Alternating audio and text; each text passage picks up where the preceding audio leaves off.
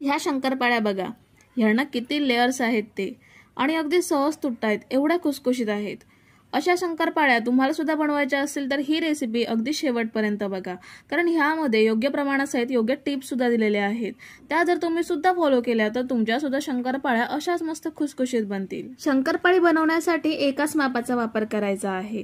तुमच्याकडे जर कप असेल तर कपाचं माप घ्या किंवा वाटीने सुद्धा मेजरमेंट घेऊ शकता। मी इथे ह्या एकाच वाटीने सगळं साहित्य मोजून घेणार आहे। आता या वाटीने 1 वाटी पाणी पॅन मध्ये घेऊयात। आता त्याच वाटीने 1 वाटी साखर ह्या पाण्यामध्ये घेऊयात।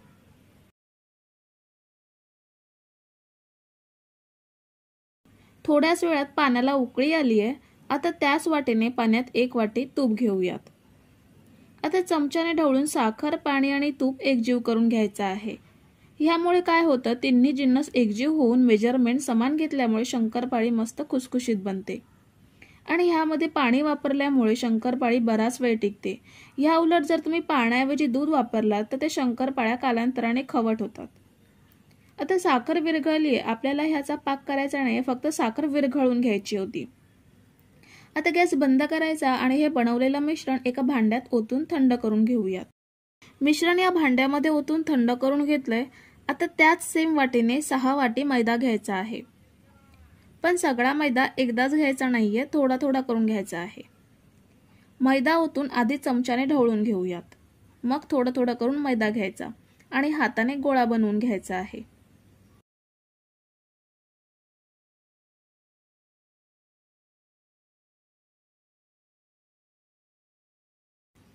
हा बघा, संपूर्ण मैदा भांड्यात घेऊन गोळा बनवून झालाय। आता ह्या गोळ्याला चपातीच्या पिठासारखं मळायचं नाहीये, जर जास्त मळलं तर लेयर्स येत नाहीत। आता यावर झाकण ठेवून 10 मिनिटे पीठ सेट करायला ठेवूयात, म्हणजे पाणी, साखर, तूप पिठात चांगले मुरतील। 10 मिनिटांनी झाकण काढूयात, पीठ चांगलं मुरलंय। आता एक एक गोळा घेऊन लाटून घ्यायचा आहे।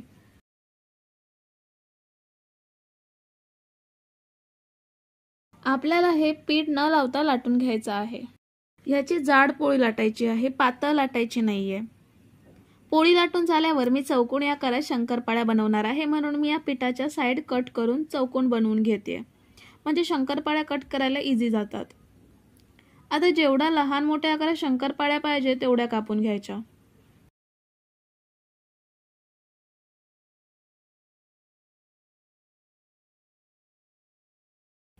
हे बघा, कापून घेताना त्या आकसतात, म्हणजे आकार कमी होतो आणि त्या तेलात टाकल्यावर तेवढ्याच जास्त फुलतात। शंकरपाळ्या कट करून घेतल्यावर आपल्याला एवढ्या जाडीच्या शंकरपाळ्या बनवून घ्यायच्या आहेत। आता सगळ्या पिठाच्या शंकरपाळ्या अशाच कापून घेऊयात। शंकरपाळ्या फ्राय करून घेण्यासाठी तेल गरम करायला ठेवलंय, मीडियम गरम झालंय। हे कसं ओळखायचं तर एक छोटासा पिठाचा गोळा घेऊन तेलात सोडायचा।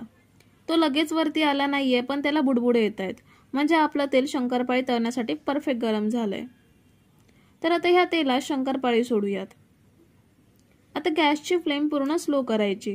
आपल्याला शंकरपाळी मंद आचेवरतीच फ्राय करून घ्यायची आहे, कुठेही गॅसची फ्लेम वाढवायची नाहीये।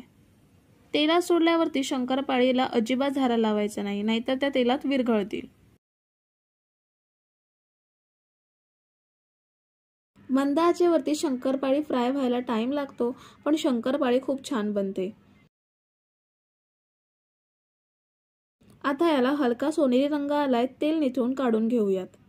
बाहेर काढल्यावर अजून थोडा रंग डार्क होईल, कारण बाहेर काढल्यावरती सुद्धा कुकिंग प्रोसेस थोडा वेळ चालू असते। राहिलेल्या शंकरपाळ्या पण अशाच फ्राय करून घेऊयात। सगळ्या शंकरपाळ्या फ्राय करून घेतल्यात, बघू शकता भरपूर लेस असलेल्या शंकरपाळ्या किती छान दिसतायत ते।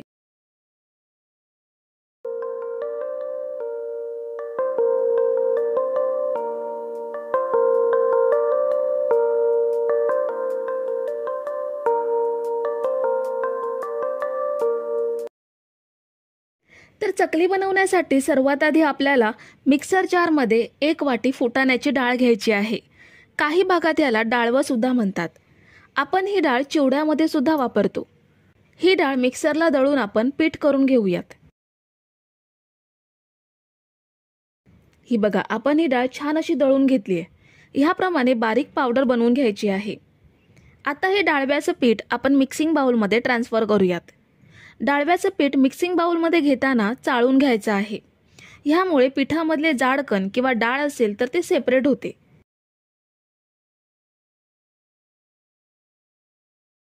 तर हे बघा, पीठ मी चाळून घेतलंय आणि ह्यामध्ये डाळीचे कण आणि डाळ सुद्धा आहे, म्हणून पीठ नेहमी चाळूनच घ्यायचं आहे। आता ह्यामध्ये 3 वाटी तांदळाचं पीठ घ्यायचं आहे। इथे तुम्ही कुठच्याही तांदळाचं पीठ घेऊ शकता, अगदी रेशनच्या तांदळाचं पीठ सुद्धा वापरू शकता किंवा विकतचं रेडीमेड तांदळाचं पीठ घेतलं तरीही चालेल।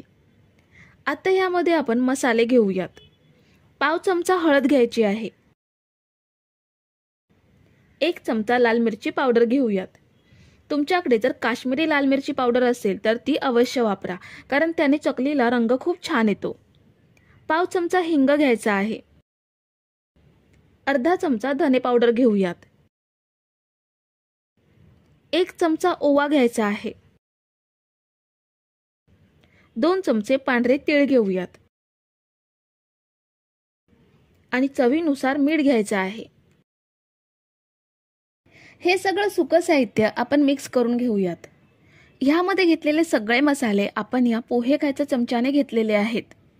डाळव्याचं पीठ, तांदळाचं पीठ आणि मसाले आपण व्यवस्थित एकजीव करून घेऊयात। सुकं साहित्य मिक्स केल्यानंतर आपल्याला यामध्ये तेलाचं मोहन घ्यायचं आहे। ज्या वाटीने आपण फुटाण्याची डाळ आणि तांदळाचं पीठ घेतलंय त्याच सेम वाटीने फक्त पाव वाटी एवढं तेल आपल्याला कडकडीत गरम करून घ्यायचं आहे। असं कडकडीत तेलाचं मोहन ॲड केल्यामुळे चकली एकदम हलकी फुलकी आणि पोकळ बनते। आता हे तेलाचे मोहन आपल्याला पिठाला सर्वत्र चोळून घ्यायचं आहे। तेलाचे मोहन पिठामध्ये मिक्स केल्यानंतर हे चकलीचं पीठ आपल्याला भिजवून घ्यायचं आहे। त्यासाठी आपल्याला कडकडीत पाण्याचा वापर करायचा आहे। ह्या चकलीसाठी उकड सुद्धा काढायची गरज नाहीये, फक्त गरम पाणी ॲड करून आपण हे पीठ भिजवून घेणार आहोत। एकदम सगळं पाणी ओतायचं नाहीये, थोडं थोडं करून आपल्याला पाणी ॲड करायचं आहे, म्हणजे पाण्याचा अंदाज व्यवस्थित येतो आणि पीठ पातळ सुद्धा होणार नाही। पीठ भिजवून आपण हे पीठ मळून घेऊयात। पीठ भिजवून मी हे पीठ छान मळून घेतलंय। खूप जास्त पातळ नाहीये आणि खूप जास्त घट्ट सुद्धा नाहीये।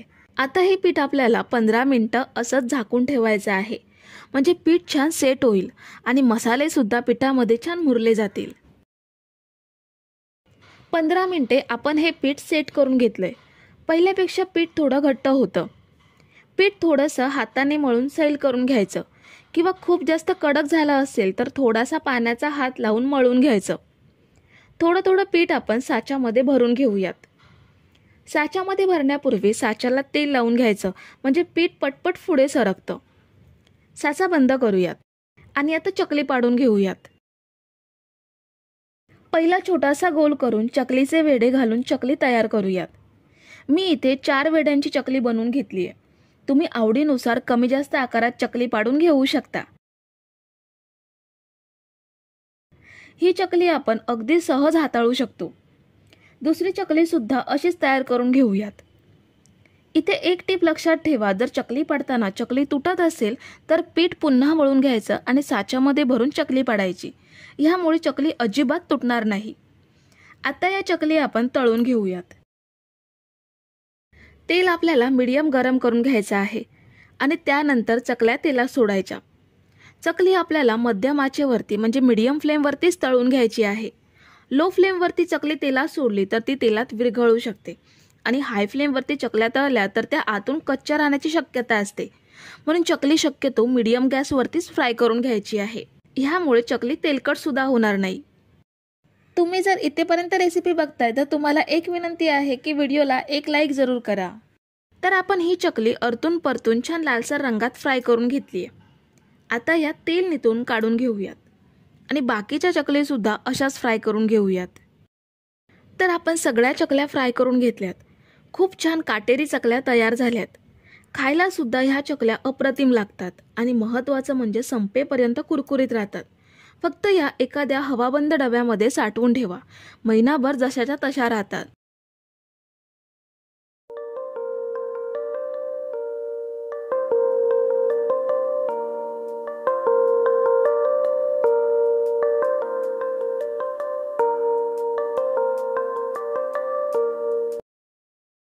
सर्वात आधी मी इथे अर्धा किलो पातळ पोहे घेतलेत. पोह्यांचे 3 प्रकार असतात, दगडी पोहे, पातळ पोहे आणि आपण कांदे पोहे बनवतो ते पोहे. तर इथे मी पातळ पोह्यांचा वापर केलाय. हे पोहे आपल्याला चाळणीमध्ये घेऊन चाळून घ्यायचे आहेत. पोहे घेताना नेहमी चाळून घ्यायचे, कारण यामध्ये जे बारीक कण असतात किंवा जो पोह्याचा चुरा किंवा धूळ वगैरे असेल ते सेपरेट होतील. सगळे पोहे आपण चाळून घेऊयात. तर हे बघा, सगळे पोहे मी चाळून घेतलेत. या एवढ्या पोह्यांमध्ये एवढा पोह्यांचा चुरा सेपरेट झालाय. जर हा चुरा चाळून घेतला नसता तर आपण जो मसाला यामध्ये ऍड करणार आहोत तो ह्या चुऱ्याला चिकटून राहिला असता आणि पोह्यांना काहीच टेस्ट लागली नसती. आता हे पोहे आपण कढईमध्ये घेऊन मंद आचेवरती परतून घेऊयात. कढई चांगली गरम असेल तर 7 ते 8 मिनिटात पोहे चांगले गरम होतात. पोहे हातात घेऊन बघायचे, चांगले कडकडीत गरम लागले किंवा असा चुरा होऊ लागला की कढईमधून काढून घ्यायचे. शिल्लक पोहे आपण असेच थोडे थोडे घेऊन गरम करून घेऊयात. पोहे गरम करून घेतल्यानंतर आपण काही साहित्य तळून घेणार आहोत. तेल चांगलं गरम करून घेतलेलं आहे. तेलामध्ये अर्धा चमचा मीठ ॲड करणार आहोत. ह्यामुळे आपण जे साहित्य तळून घेणार आहोत ते अळणी लागणार नाही. त्याला सुद्धा छान टेस्ट यावी यासाठी मीठ ॲड केलं. आता या तेलामध्ये मी चाळणी ठेवून सगळे पदार्थ तळून घेणार आहे. सर्वात आधी मी इथे शेंगदाणे घेतेय. 200 ग्राम एवढे हे शेंगदाणे आहेत. शेंगदाणे आपल्याला मंद आचेवरती चांगले कुरकुरीत होईपर्यंत तळून घ्यायचे आहेत. चाळणीमध्ये तळून घेतल्यामुळे तेलातून हे पदार्थ बाहेर काढायला सोपं जातं. त्यामुळे अशी तारीची चाळण असेल तर ती अवश्य वापरा. प्लास्टिक जाळीची चाळणी मात्र वापरू नका, कारण ती जळून जाईल. तर शेंगदाणे आपण 7 ते 8 मिनिटे मंद आचेवरती छान तळून घेतले. शेंगदाण्यांचा रंग थोडासा डार्क झालाय आणि जे शेंगदाणे अर्धे झालेत ते थोडेसे डार्क दिसायला लागलेत की शेंगदाणे तेलातून बाहेर काढायचे. खूप जास्त डार्क होईपर्यंत तळायचे नाही, कारण बाहेर आल्यावरती सुद्धा त्यांची कुकिंग प्रोसेस चालू असते आणि ते करपट लागू शकतात. म्हणून एवढा रंग बदलला की शेंगदाणे तेलातून काढून घ्यायचे. आता आपण सुक्या खोबऱ्याचे काप तेलात तळून घेऊयात. 100 ग्राम सुकं खोबरं मी असे तुकडे करून घेतलेत. याचे पातळ काप करून घ्यायचे, म्हणजे लवकर तळले जातात. गाळणीमध्ये तळायला थोडं अवघड होतंय आणि हे तेलातून बाहेर काढायला सोपे आहे. त्यामुळे मी हे डायरेक्ट कढईमध्ये तळून घेणार आहे. हे सुद्धा आपल्याला मंद ते मध्यम आचेवरती तळून घ्यायचे आहेत. तर हे बघा, 3 ते 4 मिनिटातच खोबरं छान लालसर रंगात तळलं गेलंय. तेल निथळून बाहेर काढूयात. आता आपल्याला फुटाण्याची डाळ तळून घ्यायची आहे. 100 ग्राम फुटाण्याची डाळ घेतली आहे. ही डाळ सुद्धा आपल्याला मंद आचेवरती तळून घ्यायची आहे. ह्या डाळीसाठी मात्र चाळणी वापरायची आहे, कारण तेलातून बाहेर काढताना खूप टाइम जातो. त्यामुळे ह्यापुढचे सर्व साहित्य आपण चाळणीमध्येच तळून घेणार आहोत. ही डाळ ऑलरेडी भाजलेली असते. फक्त कुरकुरीतपणा येण्यासाठी 2 ते 3 मिनिटच आपण तळून घेऊयात. आता डाळ सुद्धा आपण तेल निथळून काढून घेऊयात. आता चाळणीमध्ये मी काजू बदाम घेते. 50 ग्राम काजू आणि 50 ग्राम बदाम घेतलेत. हे सुद्धा आपल्याला छान कुरकुरीत होईपर्यंत तळून घ्यायचे आहेत. हे बघा, काजूंना हलका सोनेरी रंग आलाय. हे सुद्धा तेल निथळून काढून घेऊयात. आता पुन्हा चाळणीमध्ये मी 50 ग्राम मनुके घेते. मनुके आपल्याला छान टम्म फुलेपर्यंत तळून घ्यायचे आहेत. तर हे बघा, मनुके सुद्धा छान टम्म फुललेत. तेल निथळून काढून घेऊयात. आता आपल्याला मिरची तळून घ्यायची आहे. मिरची इथे मी 50 ग्राम एवढी घेतली आहे. ही तिखट मिरची आहे. मिरची सुद्धा आपल्याला आकसेपर्यंत तळून घ्यायची आहे. तर ही बघा, मिरची सुद्धा छान तळली गेली आहे. तेलातून काढून घेऊयात. आता आपल्याला तेलात कढीपत्ता तळून घ्यायचा आहे. कढीपत्त्याची 35 ते 40 पाने स्वच्छ धुवून पाणी निथळून घेतली आहेत. कढीपत्ता छान कुरकुरीत झाला की तेल निथळून काढून घ्यायचा. तळून घेतलेलं सगळं साहित्य मी या गाळणीवरती ठेवलं, जेणेकरून जे एक्स्ट्राचं तेल आहे ते गाळलं जाईल. आता हे साहित्य आपण पोह्यांमध्ये ॲड करूयात. या पोह्यांसाठी आपण एक मसाला तयार करून घेणार आहोत. मिक्सर जारमध्ये आपल्याला 4 चमचे साखर घ्यायची आहे. 1 चमचा बडीशेप घेऊयात. 1 चमचा भाजलेल्या जिऱ्याची पावडर घेतली. 1 चमचा धने पावडर घ्यायची आहे. अर्धा चमचा चाट मसाला घ्यायचा आहे. 2 चमचे हळद घेऊयात. पाव चमचा मी इथे लिंबू सत्व घेतलंय. लिंबू सत्व खूप कमी घ्यायचं. लिंबू सत्व नसेल तर पाव चमचा आमचूर पावडरचा सुद्धा वापर करू शकता. 1 ते 1.5 चमचा चवीनुसार मीठ घेतलं. आता हे सगळं छान मिक्सरला एकजीव करून घेऊयात. तर हे बघा, आपला मस्त चटपटीत असा मसाला तयार आहे. छान सगळं साहित्य एकजीव झालंय. आता हा मसाला पोहे आणि तळलेल्या साहित्यामध्ये ॲड करूयात. हा मसाला आता आपल्याला पोह्यांमध्ये व्यवस्थित मिक्स करून घ्यायचा आहे. दोन्ही हाताने हा चोळून पोह्यांमध्ये व्यवस्थित मिक्स करून घ्यायचा. तळलेलं साहित्य गरम असल्यामुळे मसाला व्यवस्थित असा मिक्स होतो आणि पोह्यांना छान चिकटून राहतो. इथे एक टीप लक्षात ठेवा, जर पोह्यांना रंग छान असा पिवळसर आला नाही तर 3 ते 4 चमचे तेल गरम करायचं. यामध्ये 1 चमचा हळद मिक्स करायची आणि ते हळदीचं तेल पोह्यांमध्ये ॲड करून मिक्स करून घ्यायचं. छान रंग येतो पोह्यांना. तर हा बघा, आपला चटपटीत कुरकुरीत खमंग चिवडा तयार आहे. रंग बघा किती सुंदर आलाय, ते खूप सुंदर दिसतोय. बनवायला सुद्धा सोपा आहे आणि खायला सुद्धा चविष्ट कुरकुरीत खमंग आहे. प्लास्टिकच्या पिशवीमध्ये भरून हा हवाबंद डब्यामध्ये ठेवायचा. महिनाभर चांगला कुरकुरीत राहतो.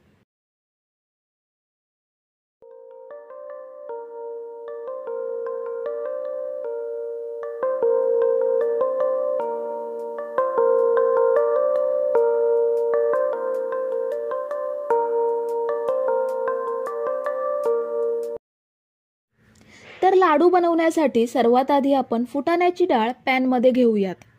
2 वाटी फुटाण्याची डाळ मी इथे घेतली आहे. फुटाण्याच्या डाळीला काही भागात डाळवं असं सुद्धा म्हणतात.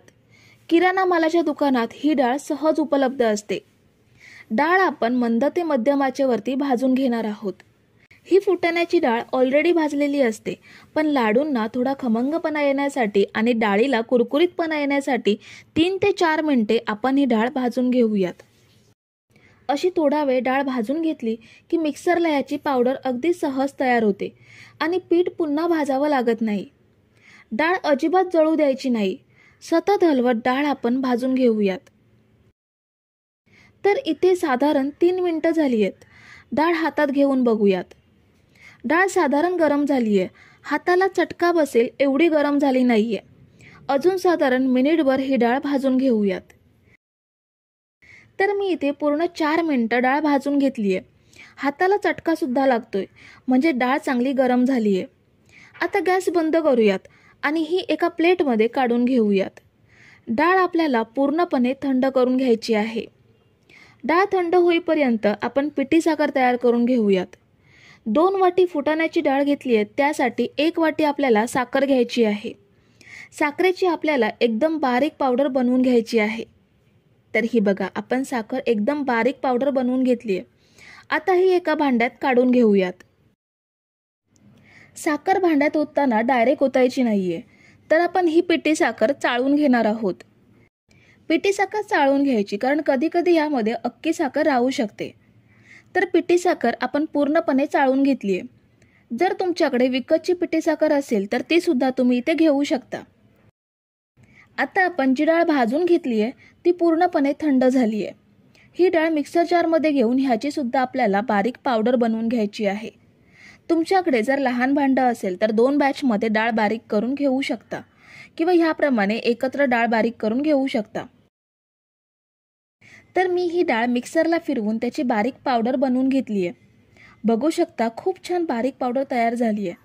जसं आपलं बेसन असतं सेम तशीच ही डाळ दळून घेतली आहे. आता ही सुद्धा पिठी साखरेमध्ये ॲड करूयात. पिठी साखरेप्रमाणे फुटाण्याच्या डाळीचं पीठ आपल्याला चाळून घ्यायचं आहे. चाळून घेतल्यामुळे ह्यामधले जाड कण पिठापासून वेगळे होतात आणि लाडू खाताना सगळीकडून एकसारखा लागतो. जाड कण दाताखाली येणार नाहीत. अगदी पेढ्यासारखा मऊसूत लाडू तयार होतो. तर आपण हे पीठ चांगलं चाळून घेतलंय आणि हे जे जाड कण आहेत ते आपण वापरणार नाही आहोत. आता ह्यामध्ये आपल्याला अर्धा चमचा वेलची पावडर घ्यायची आहे. जायफळ पावडरचा देखील तुम्ही इथे वापर करू शकता. आता हे सगळं साहित्य आपल्याला छान मिक्स करून घ्यायचं आहे. मिक्स करताना व्यवस्थित मिक्स करून घ्यायचं आहे. केव्हा केव्हा पिठी साखर एका साईडला राहते आणि पीठ चांगलं मिक्स होत नाही आणि लाडू खाताना कुठेतरी गोडवा कमी जाणवतो. तर त्यासाठी सगळं पीठ आणि साखर व्यवस्थित एकजीव करून घ्यायची. तर आपण इथे पिठी साखर, फुटाण्याच्या डाळीचं पीठ आणि वेलची पावडर चांगली एकजीव करून घेतली आहे. आता हे साईडला ठेवूयात. आपण इथे लाडू बनवण्यासाठी तुपाचा वापर करणार आहोत. त्यासाठी आपल्याला तूप गरम करून घ्यायचं आहे. इथे 1 वाटी तूप आपण घेतोय, पण संपूर्ण तुपाचा वापर लाडूंमध्ये होत नाही. ह्यापैकी किती तूप आपण लाडूंमध्ये वापरणार आहोत ते मी तुम्हाला पुढे सांगते. त्याआधी हे तूप आपण हलकं गरम करून घेऊयात. तूप आपल्याला कडकडीत गरम करायचं नाहीये, कोमट असलं पाहिजे. तूप आपण साधारण गरम केलंय, त्यामुळे तूप विरघळलंय. आता हे पूर्ण पिठामध्ये ओतायचं नाहीये. सर्वात आधी अर्ध तूप ह्यामध्ये घेऊयात. आता हे चमच्याने पिठामध्ये मिक्स करायचं आहे. चमच्याने तूप पिठामध्ये व्यवस्थित एकजीव होणार नाही, त्यासाठी आपण हे हाताने पिठाला चांगलं चोळून घेऊयात. घेतलेलं तूप जर कमी वाटत असेल तर ह्यामध्ये अजून तुपाचा वापर करायचा. तर मला ह्यामध्ये तूप कमी वाटतंय, लाडू वळले जाणार नाहीत. ह्यामध्ये आपण शिल्लक तुपापैकी अर्ध तूप घेऊयात. पुन्हा एकदा सगळा व्यवस्थित एकजीव करून घ्यायचा आहे. ह्या लाडूंमध्ये एकच काळजी घ्यायची, ती म्हणजे तूप थोडं थोडं करून ॲड करायचं. चुकून जर तूप जास्त झालं तर फुटाण्याची डाळ मिक्सरला फिरवून पावडर बनवून ॲड करू शकता आणि कोरडं झालं मिश्रण तर अजून तुपाचा वापर करू शकता. तुम्ही जर इथेपर्यंत रेसिपी बघताय तर तुम्हाला एक विनंती आहे की व्हिडिओला एक लाईक जरूर करा. तर हे लाडूंचं मिश्रण मी तयार करून घेतलंय. परफेक्ट मिश्रण तयार झालंय. घेतलेल्या तुपापैकी पाव वाटीपेक्षा जास्त तूप शिल्लक राहिलंय. आता या मिश्रणाचे लाडू वळून घेऊयात. हे लाडू वळताना कोणतीही अडचण येत नाही. अगदी फटाफट गोल गरगरीत लाडू वळून तयार होतात. हा बघा, लाडू तयार सुद्धा झाला. ह्यावरती मी पिस्त्याचे काप लावते. तुम्ही आवडीनुसार ड्रायफ्रुट्स लावू शकता किंवा असेच ठेवलात तरी सुद्धा सुंदर दिसतात हे लाडू. शिल्लक मिश्रणाचे सुद्धा असेच लाडू वळून घेऊयात. ह्या लाडूंना जगातले सर्वात सोपे लाडू म्हटलं तरीही वावगं ठरणार नाही, कारण लाडू वळायला कसरत नाही, तासनतास पीठ भाजायचं नाही की कसलाही पाक बनवायचा टेन्शन नाही. फक्त 15 मिनिटात हे लाडू बनून तयार होतात.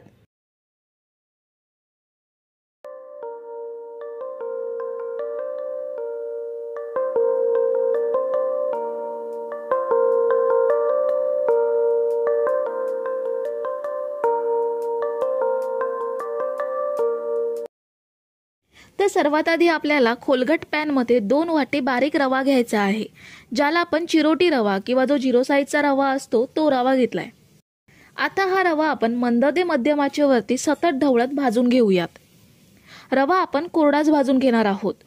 तूप किंवा डालडा आपल्याला रवा भाजण्यासाठी वापरायचा नाहीये. शक्यतो हा रवा आपल्याला मंद आचेवरतीच भाजून घ्यायचा आहे. साधारण 7 ते 8 मिनिटातच रव्याचा रंग हलका चेंज झालाय.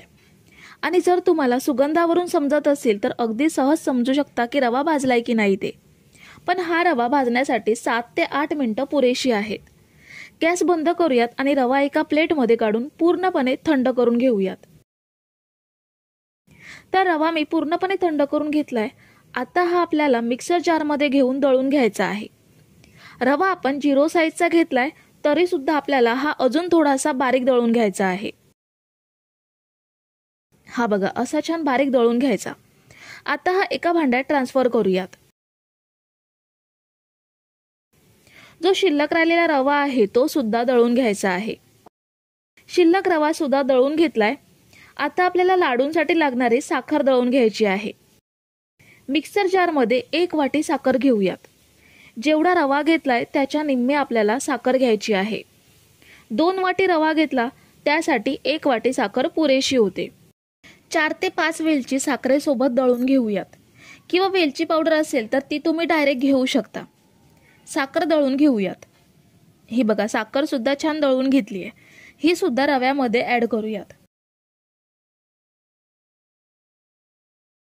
आता हा रवा आणि पिठी साखर छान मिक्स करूयात.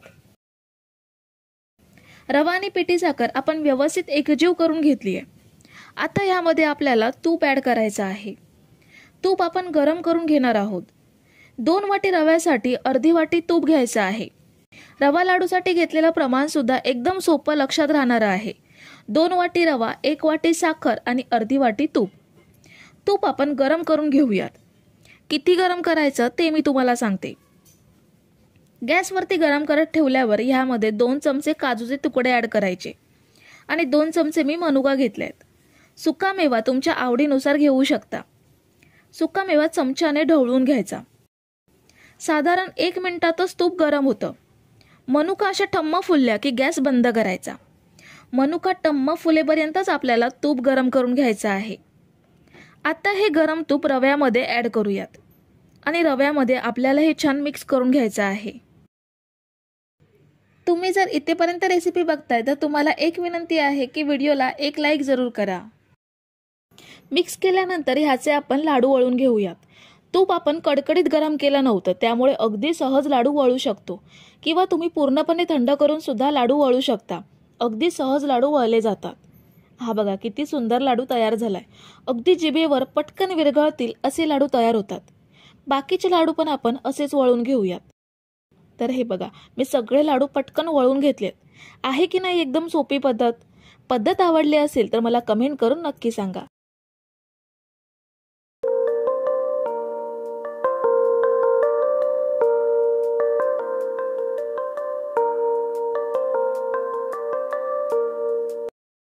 तर सर्वात आधी आपण करंजीचं सारण बनवून घेऊयात. सारण सुद्धा तुम्ही या सांगितलेल्या पद्धतीत बनवलं तर 2 ते 3 महिने चांगलं टिकतं. 2 वाटी सुकं किसलेलं खोबरं पसरट कढईमध्ये घेतलं. खोबरं आपल्याला जे सुक्या खोबऱ्याच्या वाट्या बाजारात मिळतात त्याच घ्यायच्या आहेत. ओल्या नारळाचं खोबरं आपल्याला वापरायचं नाहीये. ओल्या नारळाचं खोबरं घेतलं तर ते सारण भरपूर दिवस टिकणार नाही आणि कालांतराने करंजी सुद्धा खवट होईल. सुकं खोबरं आपल्याला मंद आचेवरती चांगलं कुरकुरीत होईपर्यंत भाजून घ्यायचं आहे. ते साधारण 3 मिनिटातच खोबरं चांगलं भाजलं गेलंय. खोबऱ्याचा जो बारीक चुरा असतो त्याला बदामी रंग यायला सुरुवात झालीये. ह्यापेक्षा जास्त भाजायचं नाहीये, नाहीतर सारणाचा रंग बदलेल आणि चवीला सुद्धा थोडंसं करपट लागेल. आता आपण एक कढईमधून काढून थंड करून घेऊयात. पुन्हा आपल्याला पसरट कढईमध्ये 4 चमचे साजूक तूप घ्यायचं आहे. तुपाऐवजी तुम्ही डालड्याचा सुद्धा वापर करू शकता, पण तुपामुळे सारणाला खूप छान टेस्ट येईल. ती टेस्ट डालडा वापरल्यामुळे येणार नाही. तूप वितळल्यावर ह्यामध्ये 2 वाटी आपल्याला बारीक रवा घ्यायचा आहे. रवा इथे आपल्याला 0 साईजचाच वापरायचा आहे. रवा भाजताना सुद्धा गॅसची फ्लेम कुठेही वाढवायची नाहीये. पूर्णपणे मंद आचेवरतीच रवा व्यवस्थित आपल्याला छान भाजून घ्यायचा आहे. तर रवा भाजत असताना आता आपल्याला साधारण 5 मिनिटं झाली आहेत. रव्याचा रंग हलकासा चेंज झालाय. ह्यामध्ये आपल्याला काही ड्रायफ्रुट्स ॲड करायचे आहेत. मी इथे अर्धी वाटी काजू आणि बदाम कापून घेतलेत, ते ॲड करते. तुमच्या आवडीनुसार तुम्ही चारोळ्या मनुके सुद्धा वापरू शकता. रव्यासोबत आपण हे ड्रायफ्रुट्स थोडा वेळ भाजून घेऊयात.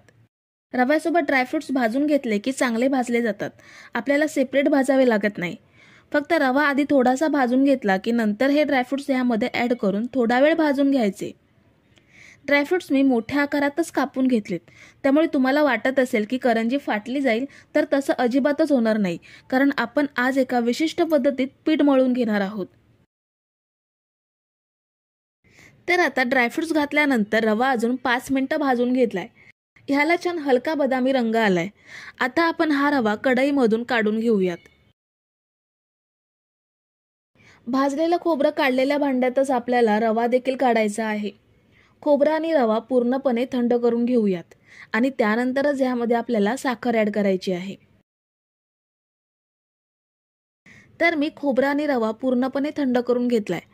सारण व्यवस्थित मिक्स करता यावं यासाठी मी हे मोठ्या भांड्यात ट्रान्सफर करून घेतलंय. ह्यामध्ये आता पिठी साखर ॲड करूयात.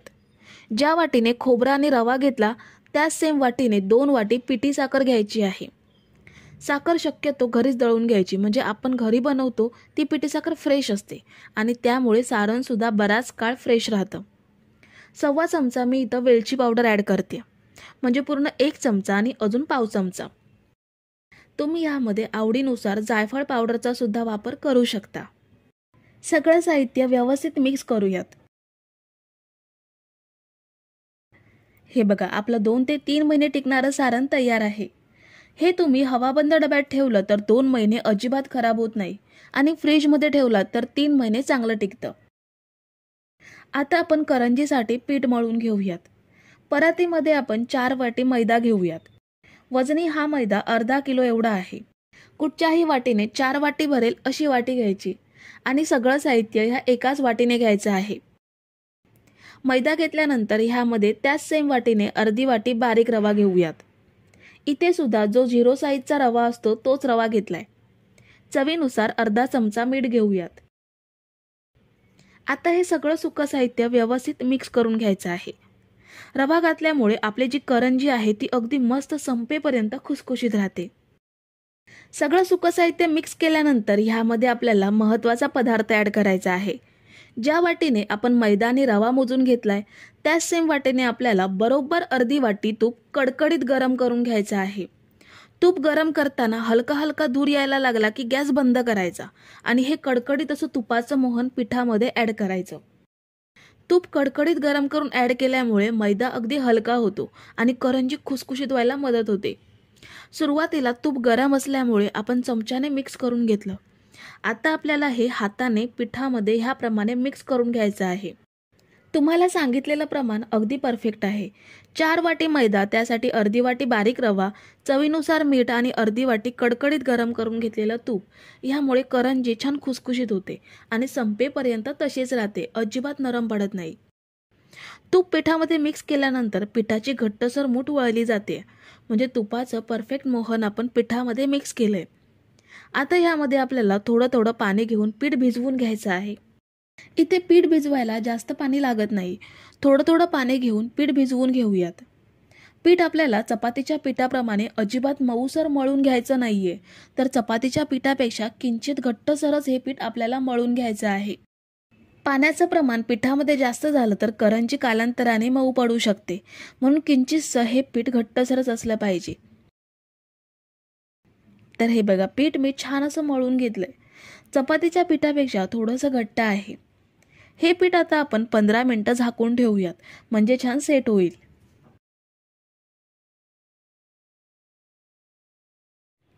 तर आपण पीठ सेट करायला ठेवून 15 मिनिटं झाली आहेत. पीठ छान सेट झालंय. पुन्हा आपण हे अर्धा मिनिटभर मळून घेऊयात.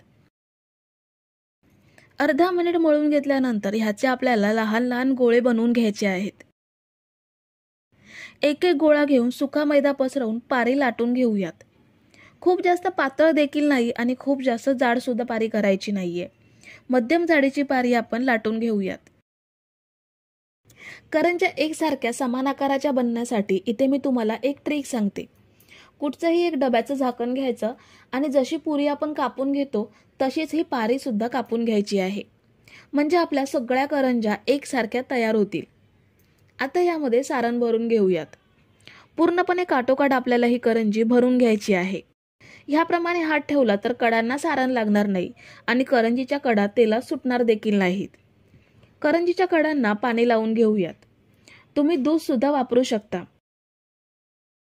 तुम्ही जर इथेपर्यंत रेसिपी बघताय तर तुम्हाला एक विनंती आहे की व्हिडिओला एक लाईक जरूर करा. करंजीच्या कडा चिकटवून घट्ट दाबून घ्यायच्या.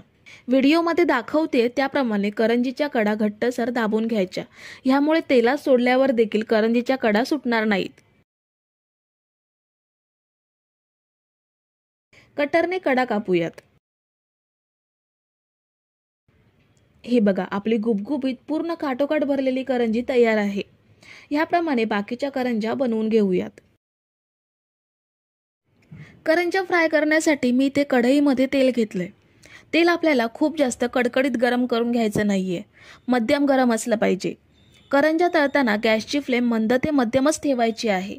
जर हाय फ्लेमवरती करंज्या तळल्या तर त्यांचा रंग लवकर बदलेल आणि त्या नरम होतील. म्हणून आपल्याला करंज्या तळताना ही एकच काळजी घ्यायची आहे. गॅसची फ्लेम मंद ते मध्यम ठेवूनच परतून परतून करंज्या फ्राय करून घेऊयात. तर हे बघा, करंजी आपली तळून झाली आहे. छान सोनेरी रंग आलाय. आता ह्यात तेल नितळून काढून घेऊयात आणि सर्व करंज्या आपल्याला ह्याच पद्धतीने तळून घ्यायच्या आहेत. तर सर्व करंज्या मी तळून घेतल्यात. बघितल्यावरती समजू शकाल की या किती खुसखुशीत असतील ते. कुठचाही साठा तयार केला नाहीये की कोणत्याही प्रकारच्या लेयर्स पडल्या नाहीयेत, तरी सुद्धा छान अशी खुसखुशीत काठोकाठ भरलेली संपेपर्यंत खुसखुशीत राहणारी करंजी आपण एकदम सोप्या पद्धतीत बनवून घेतलीये. तर मंडळी, रेसिपी कशी वाटली हे कमेंट करून नक्की सांगा आणि व्हिडिओला न विसरता लाईक करा. रेसिपी तुमच्या मित्रमैत्रिणींसोबत शेअर करा आणि चॅनलला सबस्क्राईब केलं नसेल तर लगेच सबस्क्राईब करून घ्या. थँक्यू.